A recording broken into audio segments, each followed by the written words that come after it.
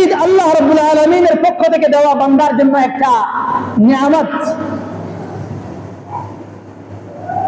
কোরবানির সময় বান্দা যখন আল্লাহর রাস্তায় পশু কোরবান দিবে, আল্লাহর জন্য ইবাদত করবে, এজন্য আল্লাহ তাআলা তার জন্য একটা খুশি,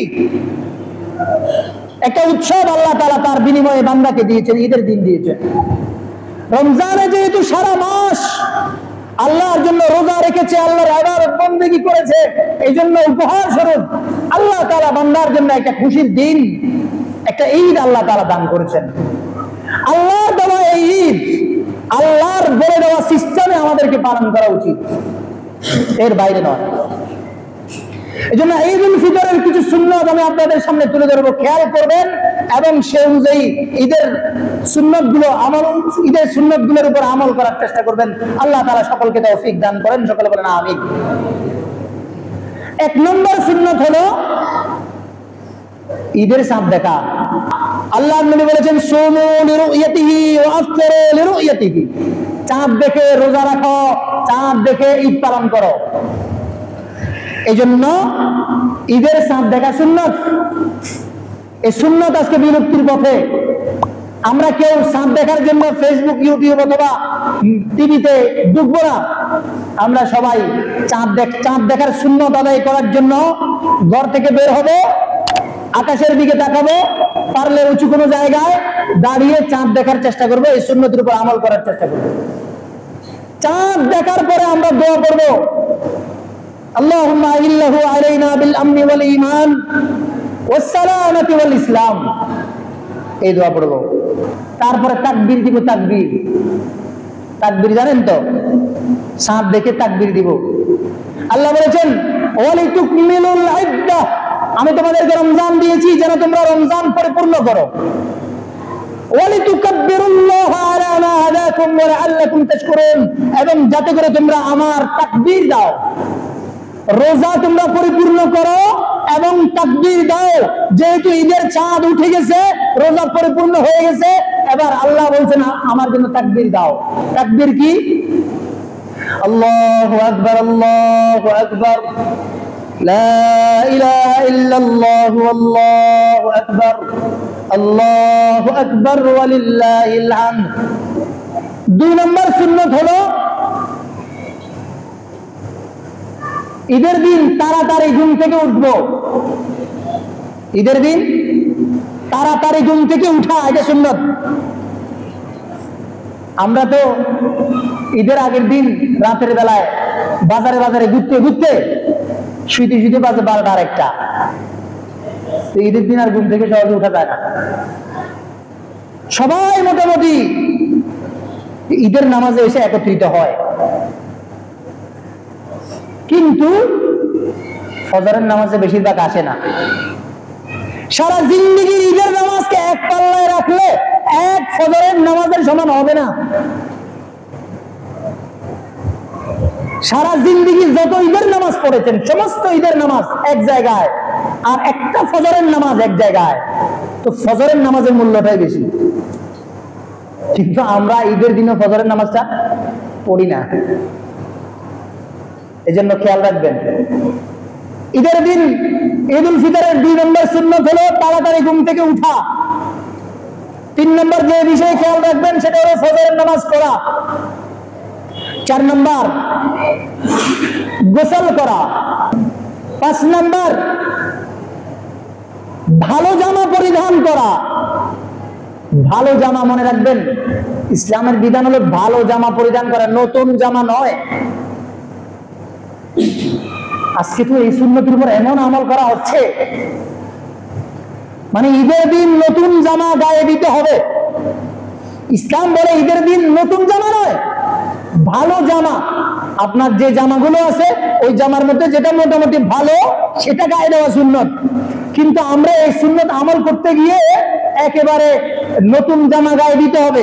আবার নতুন জামা কেনার জন্য তারাবির নামাজ কোথায় চলে যাচ্ছে, এই ফরজ নামাজ কোথায় চলে যাচ্ছে, বাজারে ঘুরে শুধু মার্কেটিং করতেছে। কোথায় সবে কদর চলে যাচ্ছে, কোথায় তারাবির নামাজ চলে যাচ্ছে, ফরজ নামাজ চলে যাচ্ছে, খবর নাই, শুধু শপিং করতেছে। নতুন জামা পরিধান করা সুন্নত নয়। সুন্নাত হলো উত্তম জামা পরিধান করা, ভালো জামা পরিধান করা, যেই জামাগুলো আছে এই জামাগুলোর মধ্যে ভালো জামা পরিধান করা। আমরা এটারে একেবারে হাইলাইট করতে করতে এমন অবস্থা হয়ে গেছে যে এখন ঈদ আসলে মার্কেটিং করতেই হবে, নতুন জামা না গায়ে দিলে তো ঈদই হবে না। এখন মার্কেটগুলোতে আবার ঈদের সময় জামার দাম বেশি, কাপড়ের দাম বেশি, জুতার দোকানে জুতার দাম বেশি, সবকিছুর দাম বেশি। তা আমরা ঈদের মার্কেটে এক মাস আগে করে ফেললে কি হয়, এই দোকানদারদেরকে ধোকা দিয়ে দিলাম যে আমরা আগে কিনে ফেললাম, আমাদেরকে আর ধোকা দেওয়ার সুযোগ থাকলো না, বেশি টাকা নেওয়ার সুযোগ থাকলো না। তাহলে ঈদের 5 নম্বর সুন্নত হলো উত্তম জামা পরিধান করা, 6 নম্বর সুন্নত হলো আতর লাগানো, সুগন্ধি ব্যবহার করা। হতে পারে সেটা আতর, সেন্ট, বডি স্প্রে, সুগন্ধি সুঘ্রাণ ছড়ায় এমন জিনিস ব্যবহার করা। 7 নম্বর মেসওয়াক করা, ব্রাশ করলেও কারো কারো মতে মেসওয়াক এর সুন্নত আদায় হবে, মানে মেসওয়াকের দ্বারা একটা উদ্দেশ্য হলো দাঁত পরিষ্কার করা, মুখের দুর্গন্ধ দূর করা, তো ব্রাশ করলেও সেটা হয়ে যায়, তো সেটা করব 7 নম্বর। 8 নম্বর ঈদগাহে হেঁটে হেঁটে আসা, এটা সুন্নাত। সম্ভব হলে আমরা হেঁটে আসবো, গাড়িতে আসবো না। স্বাভাবিকত আমাদের দেশে মানুষ প্রত্যেকের বাড়ির সামনে সামনে ঈদগাহ, প্রতি 2-4 বাড়ি মিলে ঈদগাহ, এই জন্য সবাই হেঁটেই যায়। তো কোথাও যদি ঈদগাহ দূরে থাকে, বিশেষ করে আরব রাষ্ট্রগুলোতে ঈদগাহ দূরে দূরে, সুন্নত হলে হেঁটে যাওয়া, সম্ভব হলে হেঁটে যাবে। যদি বুড়া হয়, অসুস্থ হয়, অসুবিধা নাই। 9 নম্বর যাওয়ার সময় কিছু এই মিষ্ট দ্রব্য, মিষ্টান্ন, মিষ্টি জাতীয় খাবার খেয়ে যাওয়া, চেষ্টা করবেন খেজুর খাওয়ার, খেজুর খেয়ে যাবেন, 1টা 3টা 5টা বেজোর খেজুর, অথবা অন্য কোনো মিষ্টি জিনিস হতে পারে, সেটা সেমাই। এটা আমাদের বাংলাদেশের রীতি যে সেমাই, সবার ঘরে সেমাই থাকবেই, হোক সেটাও একটা মিষ্টি খাবার, অসুবিধা নাই, সেটা খেয়ে গেলেও সুন্নত আদায় হবে। তাহলে কোনো কিছু খেয়ে ঈদগাহে যাওয়া, এটা ঈদুল ফিতরের সুন্নত। আর ঈদুল আজহা কোনো কিছু না খেয়ে যাওয়া, এজন্য আমরা খেয়ে ঈদুল আজহায় যাব।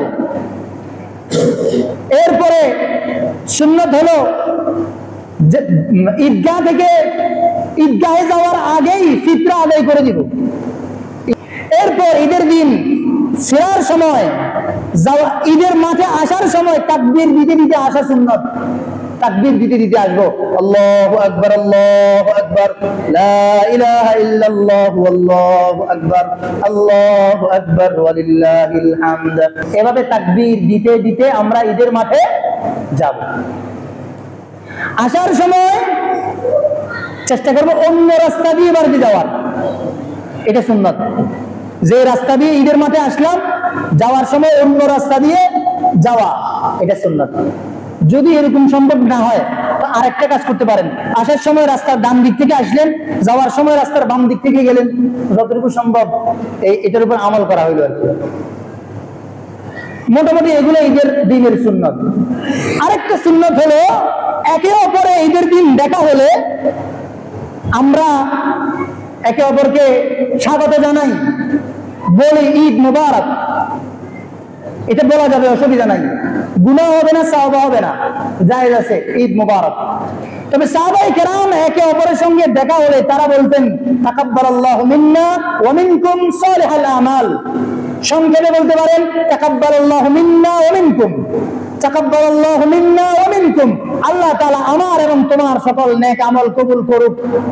অথবা বাংলাতে বলেন আল্লাহ আমার এবং তোমার সকল নেক আমলগুলো, সারা রমজানে যত নেক আমল করেছি সবগুলো কবুল করুক। এরপরে দুটোটা মিক্স করে বলতে পারেন ঈদ মুবারক তাকাব্বালাল্লাহু মিন্না ওয়া মিনকুম, ঈদ মুবারক তাকাব্বালাল্লাহু মিন্না ওয়া মিনকুম। এমন যেন না হয় সাহাবায়ে কেরাম যেটার উপর আমল করেছেন আমরা সেটা করলাম না, শুধু আমাদেরটাই আমরা পালন করলাম ঈদ মুবারক। সাহাবায়ে কেরাম যেভাবে ঈদ উদযাপন করেছে আমরাও সেভাবে ঈদ উদযাপন করার চেষ্টা করব। আল্লাহ তাআলা আমাদেরকে তৌফিক দান করুন।